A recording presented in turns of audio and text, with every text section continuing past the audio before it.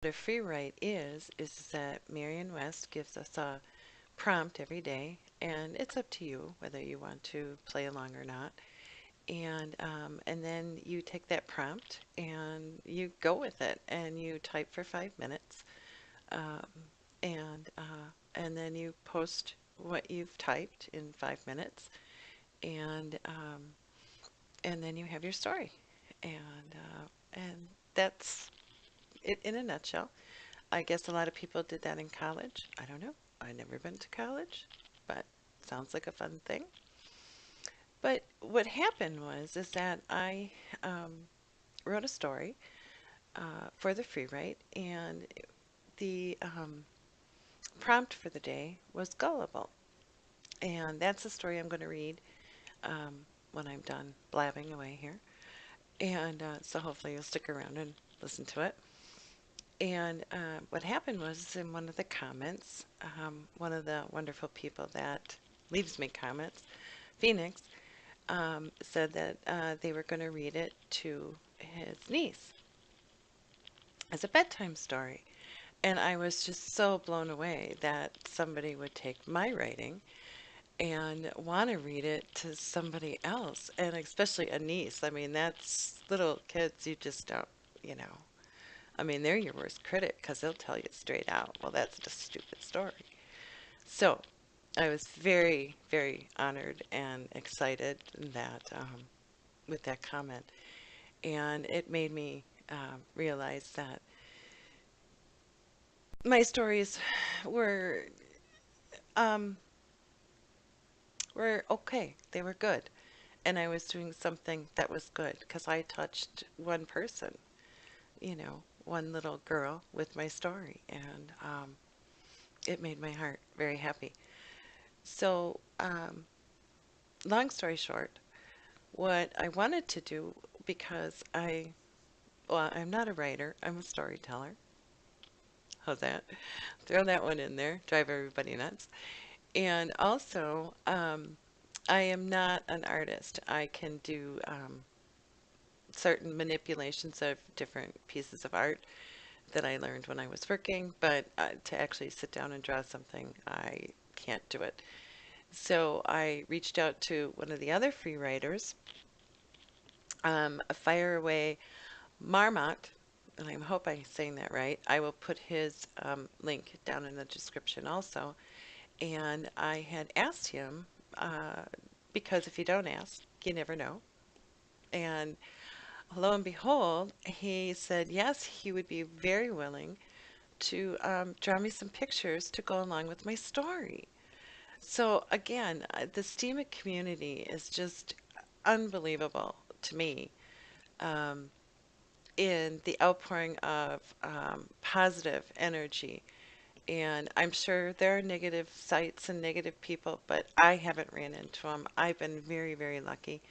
I would highly recommend Steemit for anybody, and I would also recommend the free writing group is the best group of people you'll ever want to meet and interact with. So anyway, um, Fire Away Marmot ended up tonight. I was so excited. I ran up, I took a shower, put makeup on, a ton of it. It's like a big coating over this face. Anyway, told my husband he needed to put his headphones on to watch TV because I was going to record something. And and anyway, long story. You're trying to make it short. Um, I set up my recording that I haven't done for months now, for many reasons, and I wanted to put this together and get it on Steemit as fast as possible because I was just so excited about it, and I wanted to share my excitement with everybody on Steemit. And know that I know in the beginning people were kind of not real sure about the free write group and what you could do with it, and if it was really something that offered um, quality to the Steemit community, quality posts and quality writing. And I think this, for me, proves that it does. That in 5 minutes, you can come up with something that you can work with, and make it longer if you want, if you came up with a really good idea.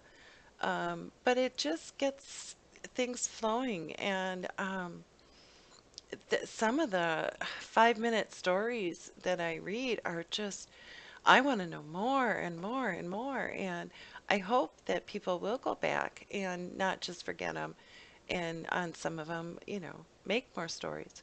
So again, it's something I'm really, really excited to be a part of. And yeah, so okay, so I'm gonna get to reading my story, and then the pictures that you'll see are done by the one and only Fire Away Marmot.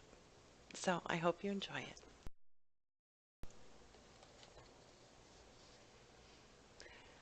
Gullible Berney lives in a tree, asking for candy from whoever stopped by.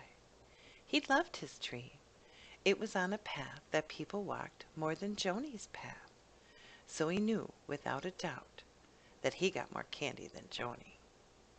Little did he know Joni was a firecracker and had a stash of candy for her own that she got from Berney, though Berney was none the wiser. She had dug a hole in the back of his tree, and every day would take one half of what Berney got. She knew Berney was too trusting. He was called Gullible for a reason. One day, when he mentioned about his candy going down so fast, Joni told him that candy deflated after a while. So he really had the same amount, but it just looked like a lot less. Berney believed her and even shared his candy with her, so Joni would not have deflated candy, 'cause who wants that? One day, Fred came by and dropped off some candy for Berney. He asked Berney about his candy, and what did he do with it all? Berney slowly explained, 'cause he was talking to a human, about the candy deflating and how he ate every day as much as he could. How he shared his candy far and wide before it was deflated. Fred, feeling so bad for Gullible Berney, and being taken for a ride by everybody it would seem, asked Berney to come live with him. He had a nice place and was a bit lonely sometimes, and then Gullible Berney could have all the candy that he wanted, whenever he wanted. Berney, not being stupid, just gullible, asked for time to pack his belongings. He would be ready in 2 secs. But would there be an address I can write down for my friends to find me? He asked. Fred said, of course. Just leave a note saying you're living with Frederick William Wonka. Gullible Berney lived happily ever after. And I hope you have enjoyed my story. Thank you.